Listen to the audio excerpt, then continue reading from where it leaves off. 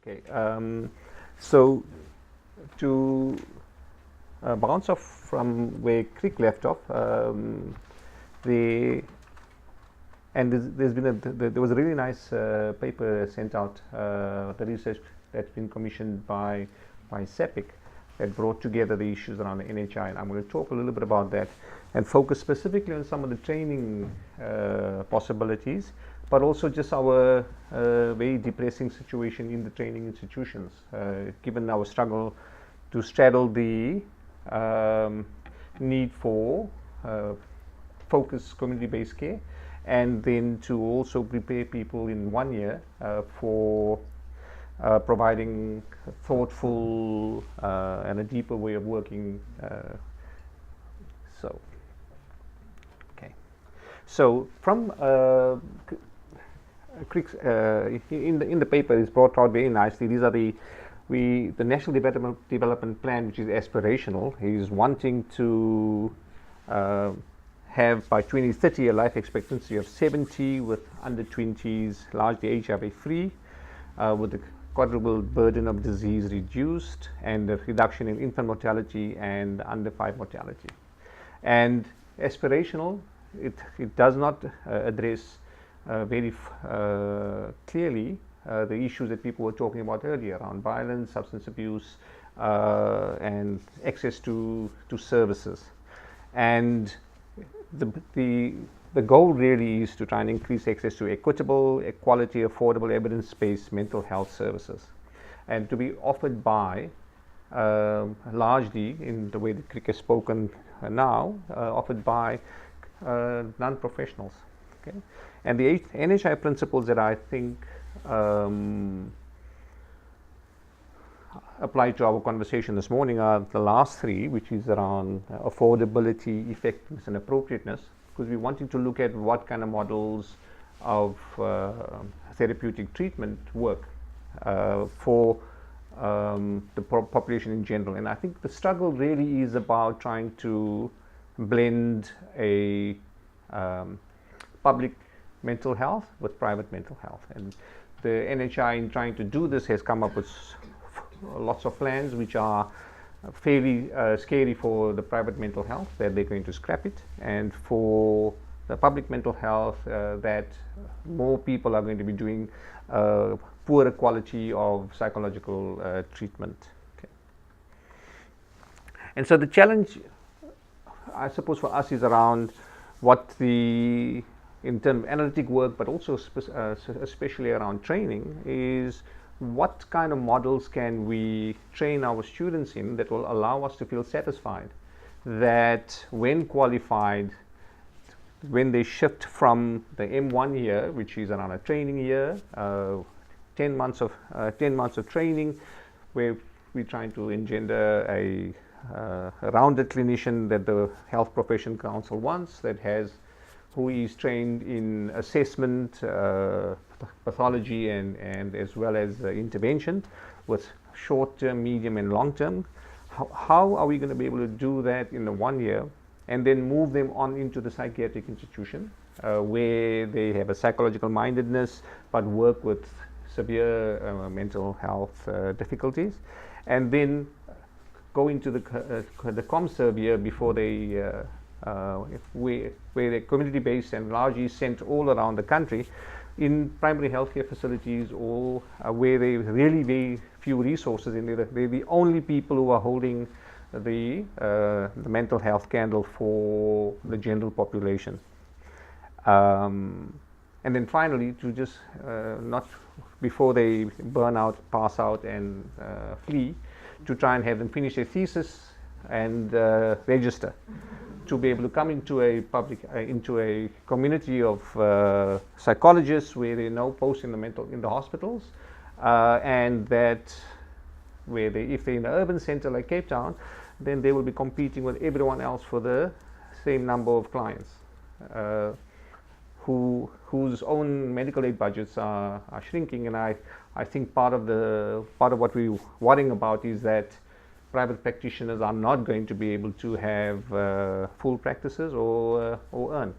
And so the NHI is an opportunity around in this area. And so I suppose the challenge is for the majority of the population, is private therapy currently affordable? And I think the rate at the moment is from 800 Rand up to 1,800 for some of our practitioners. And the model is really, let's do it 5 times a week, because that's really good, healthy, deep, meaningful therapy.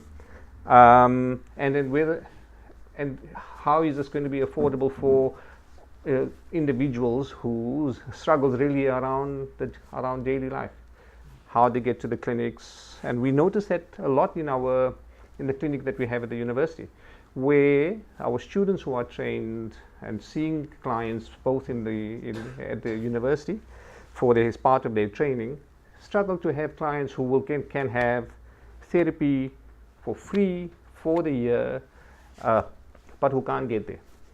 Transport costs are very difficult. The model is one way, it's a reflective process, and really their own struggles around the practical things. How to get their food, getting a psychological assessment for school placement, and then the host of other trauma-related difficulties that they experience. The effectiveness is the second issue, which is around, is the evidence that works? Now, there is really very good evidence that psychologically informed work works very well in the long term. We're looking at not only symptom reduction, which is what Dane was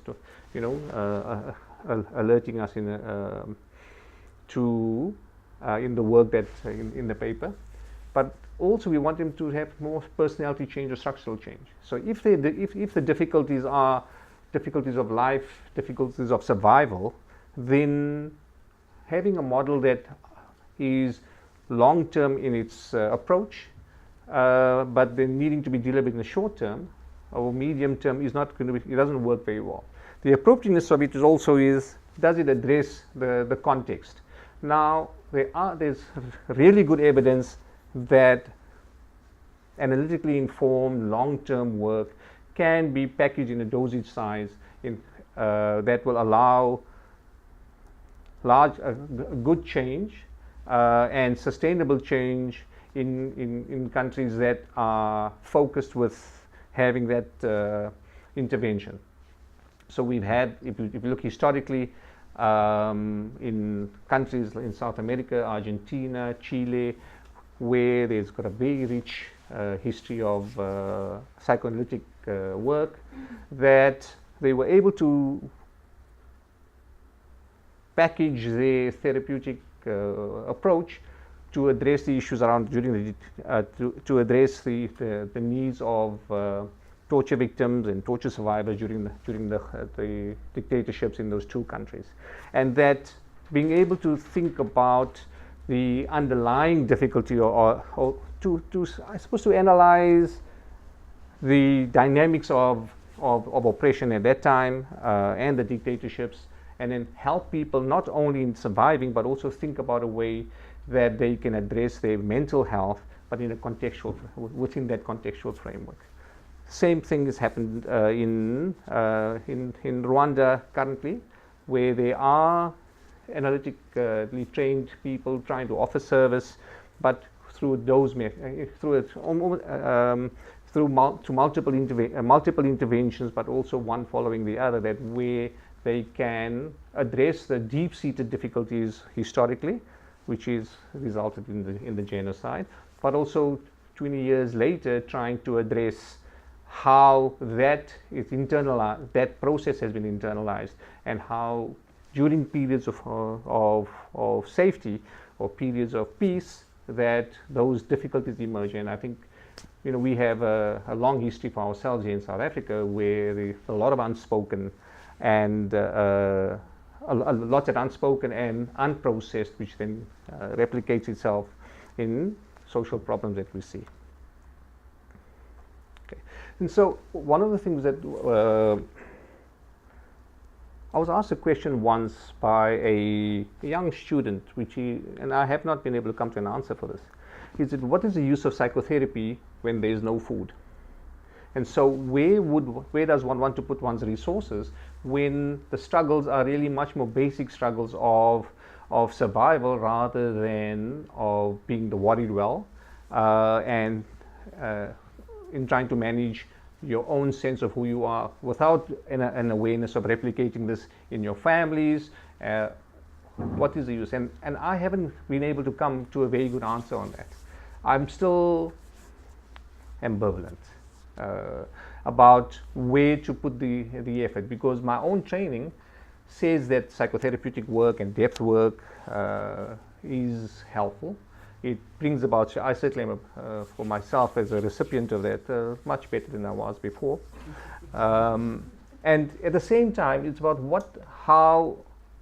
whether that kind of resource that I have, which is medical aid, which is private health care, whether that is going to be enough for me to be able to survive in the next little while, and I don't have the same daily life struggles compared to a student of ours who's going to be coming from the Eastern Cape and who is at the moment not eating at the university because there's just no funds. And the struggle it's really about how to balance those two aspects, and I'm really not very sure about that. And so the HPCSA, in its very competent way, has given us a set of competencies that we need, which are, they have minimal standards. We have a scope of practice which everyone's been fighting about for a few years, and which is unfinished now because it's in a holding pattern because of the law, with a judgment that needs to be sorted out within 2 years. And then the Department of Health and critics, put out how the public health perspective is really driving the next bit of mental health. And then the interventions that we have to have the students competent in are child, family, adult, and working with the elderly, with brief, medium, and long-term treatment, individual modalities, group modalities, psychological assessment, and then appropriate, relevant, culturally sensitive, and contextualized approaches. Very, very nice. The ethics code is really much better developed, and the two arms of that may be relevant for us with the public health and private health nexus is the human rights and the social responsibility. What is it that we need to be able to be doing to address this conundrum? Okay. And so at the tertiary level, our training, and I've spoken about that just a little bit earlier, is focused really in two things: getting competently trained students who can be psychologically minded, but also who have a social responsiveness. And all the campuses now are going to be pushing quite hard for students to have some community involvement, be psychologically minded, be in therapy, and have an orientation more towards being able to provide service for the public good. To do that, there's a general agreement around the university trainers and certainly in our team at UWC that depth engagement is better than symptom reduction. We see people who come into our clinic at the campus and our clinics that we run off campus, that people will come for, there is a wide range. Some have the capacities to be able to work deeply. Some have the capacities to be able to manage their own deprivation, not have a pill that sorts them out. And others really struggle with just trying to meet minimally. On average at the moment, over an assessment that we made about 8 years, that the average number of sessions that clients come for, and these are the free clinic at the university and the university's own clinic. The university's own clinic has clients come for 4 sessions. That's the average. And at our one at the university over the 8 years, it's ranged between 2 sessions to 27 sessions. And so there's a really wide range for clients who really have sometimes quite severe difficulties. And the difficulties we're finding really are difficulties financial, economic, and social and practical difficulties. When that is not addressed, it makes it really, really hard for them to manage any kinds of, I suppose, reflexivity, where reflexivity to address the more fundamental nature of their difficulties, because they're really trying quite hard to do them differently. And so in trying to train students, we trained in our models to privilege the intrapsychic over the society. And then there's a real battle between training institutions as well as the universities that address the community. Everything must be community based. We need to just patch and do our band-aid and get on, because there's such a large number of people who need mental health support. And on the other side, it's about, you can do that, but also do it in a way that's so deep and healing and meaningful.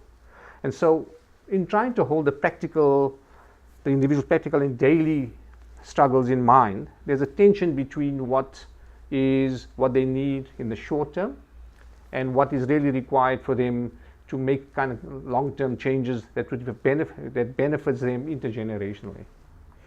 And that hasn't been really well. Now, given this, where are we around the psychoanalytic view? There's a perception that psychoanalytic work is white, elitist, and expensive. It's acontextual, and we've heard this from criticisms from government sources and criticisms of the kind of training that the institutions have been doing. That is acontextual, it's irrelevant, because what we really need is short-term models to be able to work out get people back to work, or to have them manage their lives a little better. It's un-African, and then it's colonized.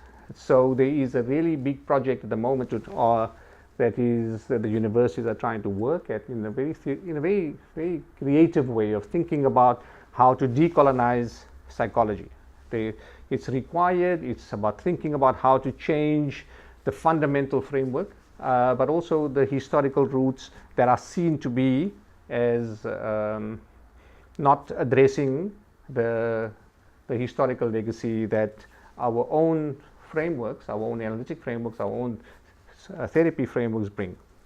The struggle, there's a great stigma attached to accessing mental health, because there are different ways of thinking about how mental health occurs, and it's not always in the way that people see that it's from within oneself or in relation between one's unconscious, the struggles of daily life, but that these are from the different kind of cosmologies, and that it comes from your own bewitchment, ancestry, and those ways of thinking are ones that we have to, in terms of indigenous psychology, try and find a way to incorporate within our own frameworks.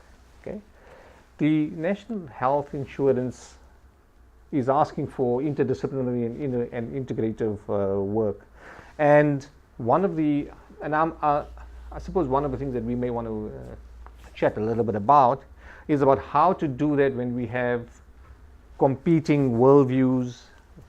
There isn't a uniformity around the systems that we work, and then our disciplines, because we're going to be working with psychiatry, psychology, social workers, and in our community here, where art therapists, music therapists who have different scopes of practice, but also whose registration requirements are different. Okay. Now, the issue of registration, and regulation. Everyone has had, with good reason, feelings about being controlled and regulated by an incompetent body. Right? The HPCA say anyone who's tried to register and with fees knows just the struggles around this, or who've been trained abroad in a very in the US or the UK, struggle to get registered here, have to retrain, and sometimes just getting that certificate in itself is a struggle. Now, if we want to have a quality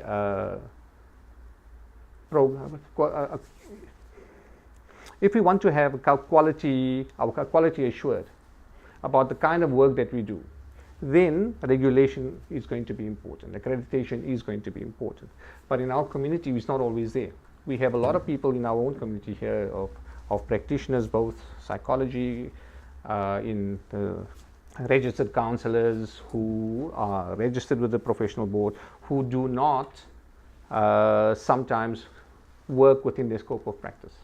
So we will have a registered counselor who's going to be doing grief work with children through wilderness walking.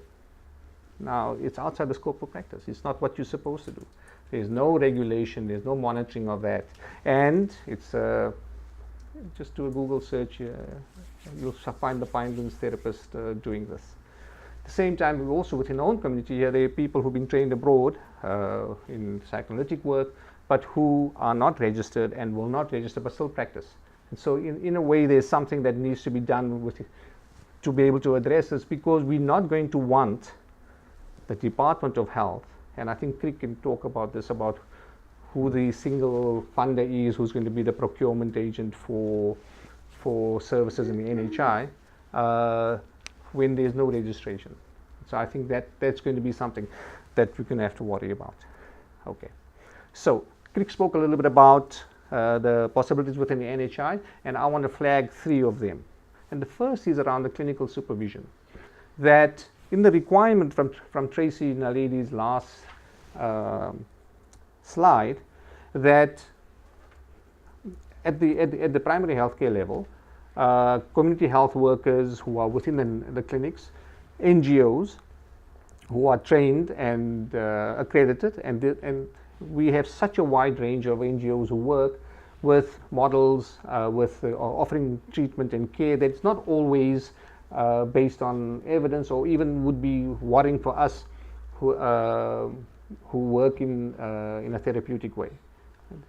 Short-term weekend workshops, weekend courses, and then there's offering care to the most vulnerable, and that's not really going to be what we would want for ourselves.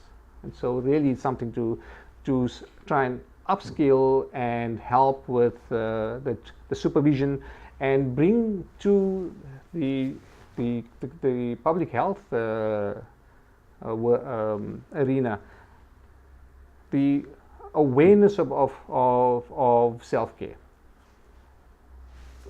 We are placing the burden for the work on a large group of people who are themselves from the same community, and who have to offer service to vulnerable and compromised individuals they themselves are struggling with large workloads, but also have the same kinds of difficulties. And so I think there's one opportunity that we have there, that within the NHI to provide clinical supervision and insert the importance of self-care. The second part is around the training of community health workers and non-professional delivery agents. And the third is to really look at developing short-term models, and short-term models that have 2 elements, that they are the short-term models that are able to have a reflexivity about them, and that look at a deeper way of working rather than just symptom reduction. And so the public-private partnership is something that's going to be critical. And I think, if we think a little bit around rands and cents, I think there's going to be something really important to do around making sure that as health professionals or private practitioners, that the public health system is going to be a useful site, but at the same time that those who want to work privately in the way business as usual or treatment as usual, that'll still continue, but it's going to be out of pocket, and the funding models are going to be the struggle here. And I think I want to just end with what Dane said in his paper, that where is the tension on trying to work to have a deeper engagement with the causes and patterns of difficulties, rather than being content with merely addressing conscious or apparent symptoms or thoughts and behaviors. And psychoanalytic work unearths the root of these difficulties in our adaptation to difficult personal histories. Now, in the public health system, with our clients who are largely the vulnerable and poor, who are showing, a high prevalence of common mental disorders, what is it that we can do that will benefit them in terms of their well-being, with a model that addresses both the short term and the long term. And I think it's around trying to develop that model and train people in a model that allows them to be reflexive and engage with their own psychological well-being or their psychological difficulties, as well as with the real practical difficulties within a very compromised community. And I think that's going to be where I suppose we need to work quite hard at trying to bridge. The magnitude is a lot, but I mean the scale of the problem is huge, but I think that the resource capacity we have as trained clinicians, and largely most of the mental health delivery at the moment is in private healthcare and private practitioners. There's a large resource, and I think something can be done about that. Okay, thanks. Umesh, I suppose here we are, many decades on, and I agree with you. You know that question that student asked you. But I, for me, I suppose I want to say, social need and clinical depth is a tension. It's not a contradiction. For me, it's a tension. And that tension is going to be with us always.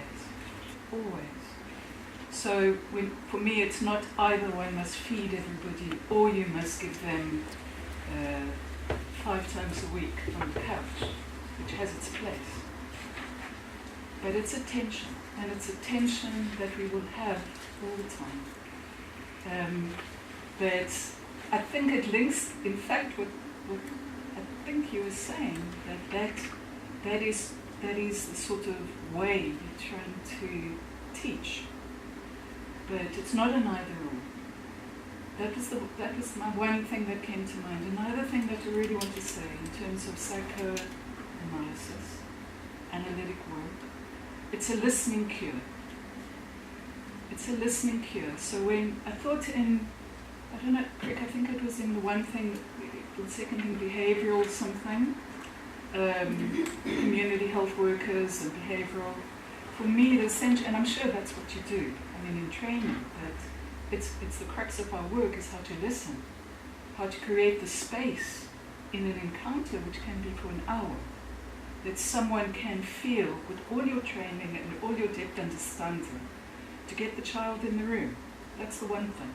And the other thing, to start where people are. That's sort of a fundamental analytic approach. Start where people are, not where you think they should be going. And for me, they're actually quite simple analytic attitudes. But they're incredibly, to teach that to nurses is, you're 3/4 way there. And that project in Zimbabwe, which I'd seen in the newspaper, that's about listening. If you read the interviews with the patients who sat on those benches, they were listened to. So how to get those people to listen, not to talk and do this, do this, do this, do this. That's our offer. I really believe that. So that's my initial comment. I absolutely agree with you, Di. And but the difficulty is that listening is incredibly difficult. Yes. And so the supervision that you talk about is incredibly important, actually, because you can't listen if you're overwhelmed with things yourself. Thank you for both of your presentations, and I think what I really like is the sense that we need to bring psychological knowledge towards addressing these and not ignore the social context. And I really thought that there's place for work in attachment work, so in support, as Crick has suggested, really supporting new mothers, just providing basic support. And I think also, as you suggest, Umesh, in intergenerational trauma and perhaps race dialogue or work around the sort of broader healing in our country. Yeah. Thank you for those very rich presentations from all the people who spoke.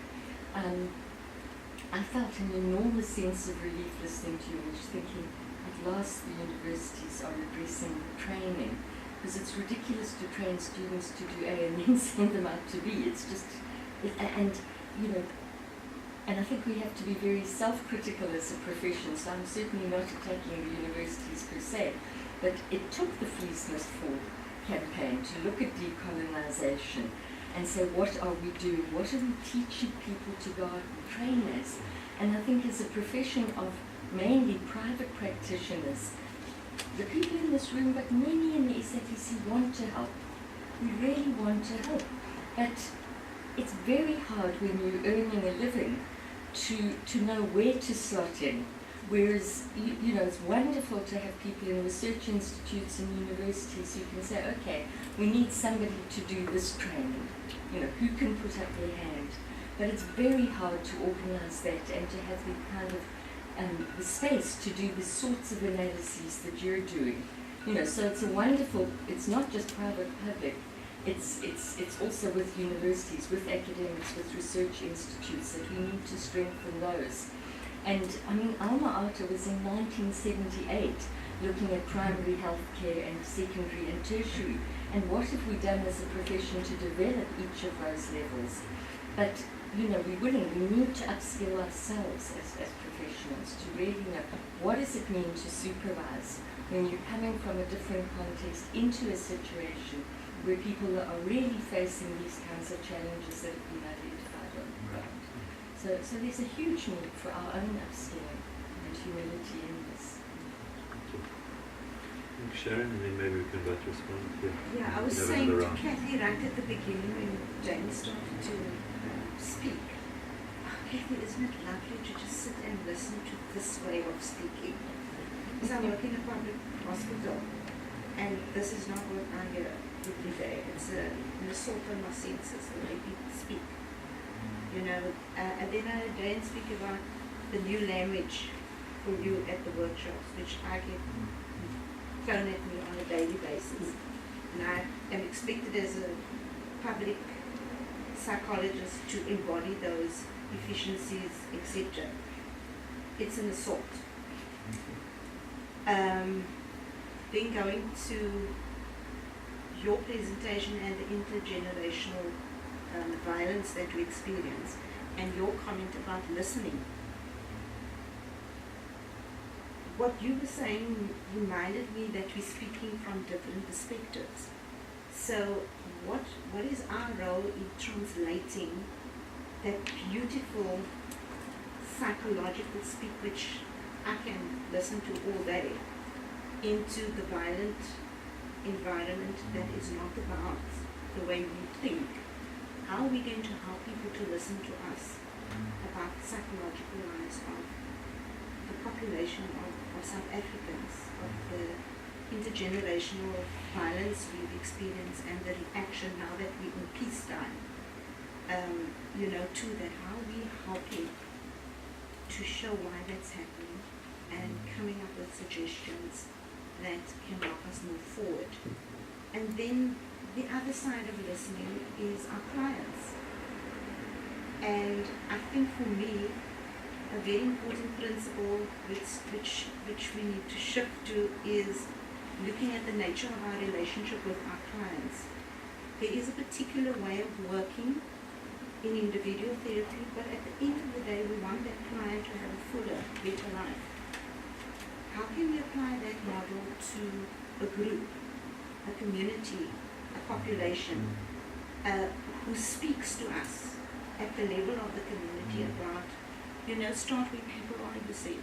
We are people that are in those places. Our role is not to make our client better, it's to listen and to help that client, which is the population, come up with their own solutions. And that's where the community level interaction, that click, just gathers so much meaning for me. That diagram at the end there, you know, we've got the therapy, we've got the psychological thinking, but what about the family interventions? What about the support groups where people can listen to each other and support each other? Ina's done some work where after the group's over and the economic distress people have been experiencing are solved by the people in the group, those groups still go on, even though, and isn't that what we want for our clients, that when they finish with the 5 times or 1 times a week therapy, that they can go on their own. So I really think we've got an amazing amount to contribute, but we need to find ways to get people to listen and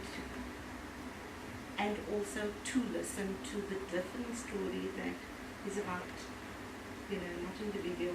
Because it's individual, it's group, it's the whole thing. And I really think we could contribute so much when we make that shift as a collective of workers or psychologists. Okay. So thanks so much for those comments, and really interesting to hear your thoughts on this. I suppose I'll just try and pick up on some of the issues. I won't cover them all, but I mean, Diane, your point about poverty and mental health not being an either or, it really is both, you know, and this is really what we're trying to think about, is how do we both help people address their economic circumstances, but also engage in the process of healing. And I was really interested in this psychotherapy symposium on the first day. Someone called Ethel Mbumbu from Uganda presented some of the work she's been doing in group psychotherapy in rural Uganda. And they've done amazing work because they're working largely with people living with HIV and depression. And what they do is they do basic problem-solving therapy, which is getting people to identify and list problems that they face in their lives, breaking them down into problems they have some control over and problems they don't have any control over. And then for those problems they have some control over, working together as a group to brainstorm potential solutions, and then going away and trying those things and coming back and talking about what worked and what didn't.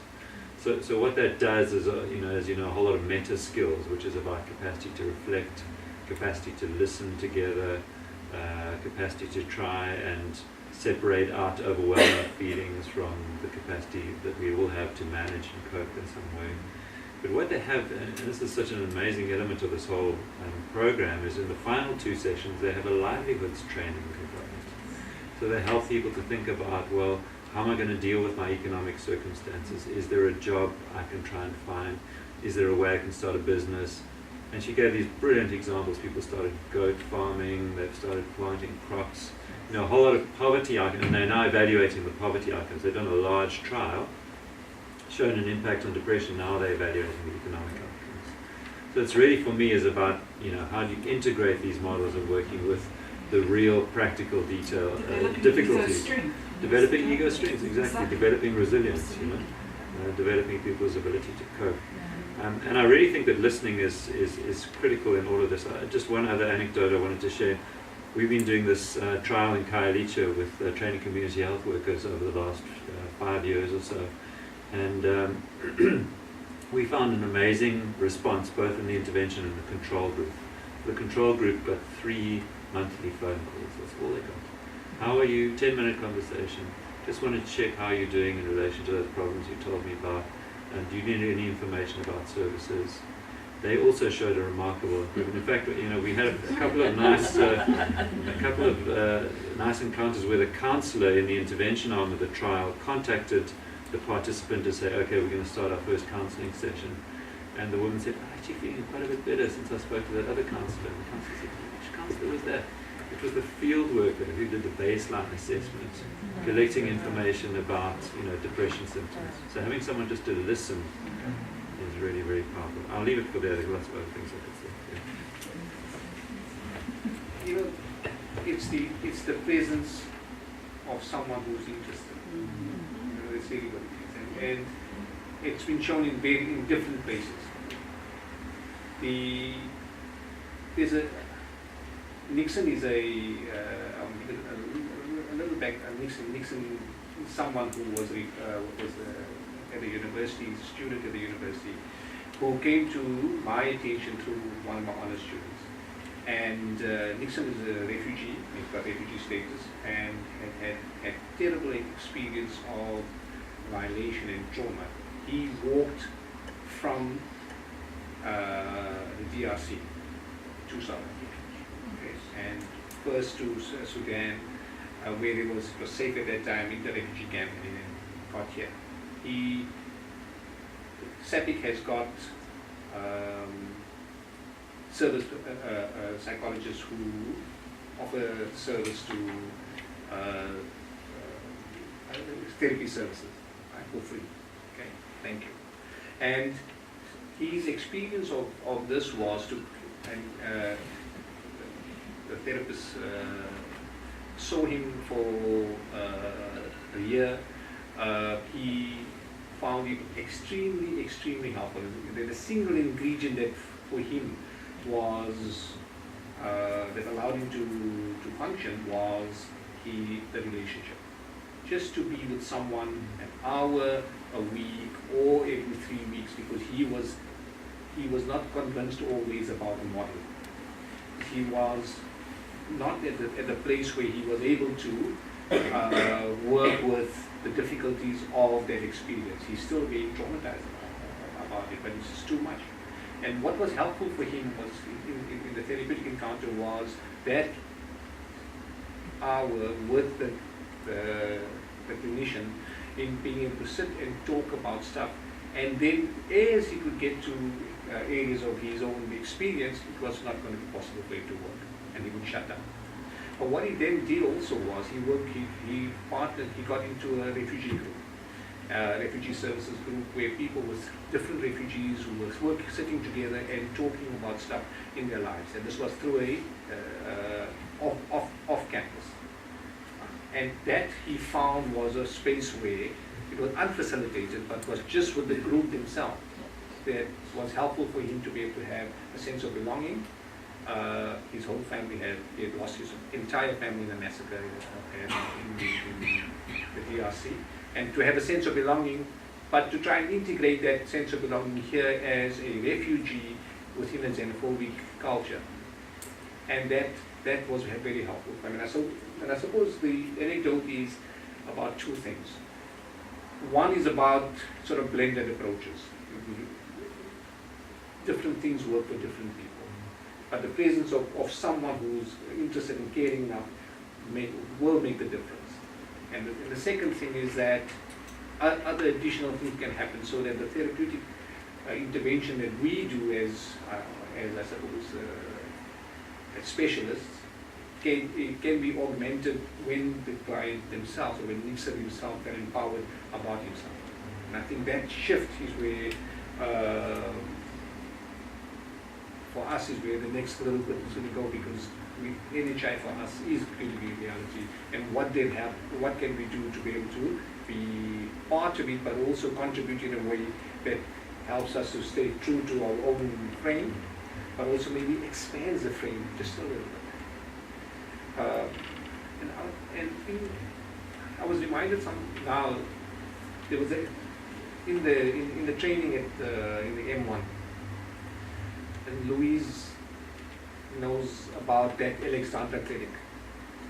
During a period of state of emergency, of students who the class had organized to be able to start providing services there, during a state of emergency in Alexandra, of how that clinic itself was the safe space when it was, in fact, the first model for a blend with healthcare as well as medical care and psychological care. And then how outside of that time, outside of clinic time, there would be Sunday groups to be able to help empower people, and church groups that were there. And that blending, trying to find a safe space during a period of real difficulty, and Alexandra was being attacked. In fact, the clinic was raided by the police to try and get by the police and army to try and get the case files of young activists who had been shot and treated there, and they were not and they didn't allow it. They closed the clinic down. The state closed the clinic down for a little while. I think it's about that kind of, I suppose, the flexibility and a way of holding the therapeutic frame, while at the same time trying to be flexible within that frame to provide service in a small way and then evaluate it. And if I think about it, we never evaluated, we just worked it. And then coming back into the supervision space and having people talk about their struggles and what they saw the other day, and just how difficult it was to integrate that from a M1 training to a community-based service. One more comment from Sharon. Was there a hand up? It was a question. Oh, a question, yes. Yes. Just about our training as psychologists and the model that you put up, where the psychologist would be this, the overall supervisor. I just wondered about your comments about that mid-level worker who developed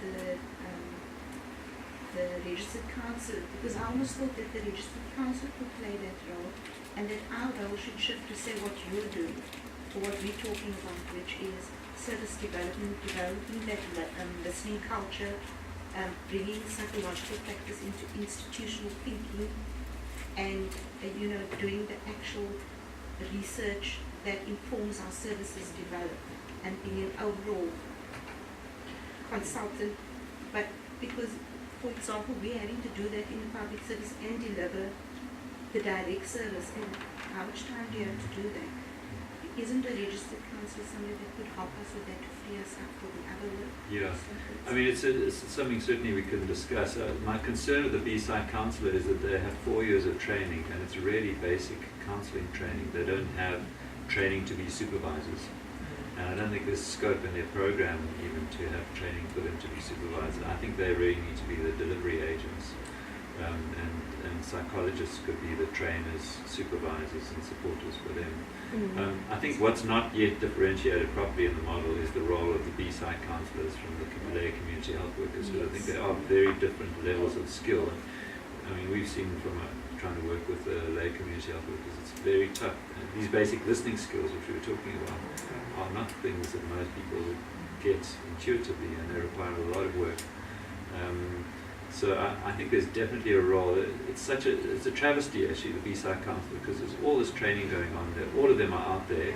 There are no posts, and they're working in private practice or in NGOs, and they are an incredible resource. And actually, we should be doing a whole lot more. And so just to say, just in the Western Cape, we're going to have to relook at that, because the very clear message came from Pete by Tracy that idea of getting those posts is gone.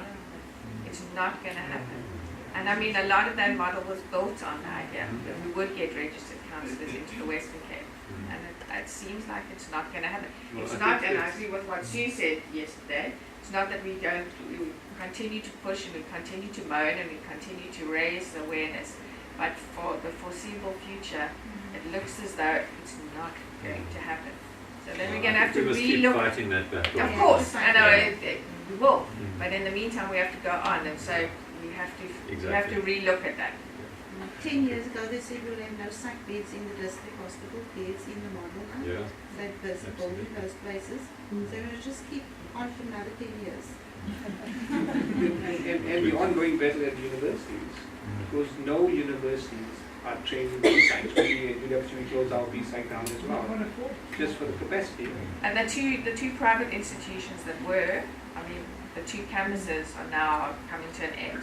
Next year is the last year of their 4th year students, and they're not doing it. So the Western Cape, the clinics have been serviced by their 4th year students doing their internship. That's Pearson's, was CTI and GI became Pearson. Next year is the last year of having those students in the clinics. So there are going to be only 2 other private small campuses, Cornerstone being one and St. Patrick being the other. Yeah. I think, should we wrap up this first panel discussion? I just want to firstly echo what Sharon said, to say that I think all of us can sit and listen all day to really very insightful and wonderful presentations. And while listening to them, I was again reminded that at least those of us who are psychologists, we are trained in the model of scientist practitioner. And that when we exit our training, we very often think of ourselves only as practitioners, but we are trained as scientist practitioners. Maybe in the presentation this morning, it's alerted me again that we need to access our scientist mind maybe more often. And also to say, or to draw on the work from I think an analyst all of us know of, Nancy McWilliams. And she is quite adamant that as analytic clinicians, we need to up our skills in knowing about analytic research. And certainly in the past 20 years, a lot of analytic research is being generated, including randomized control trials. And that if as analytic practitioners we want to engage in the conversation about evidence base, how to incorporate that into the NHI and so forth, the work is there, and that we need to upskill ourselves in knowing about it and how to use that in conversation around this. So, the two of you, thank you so very, very much. And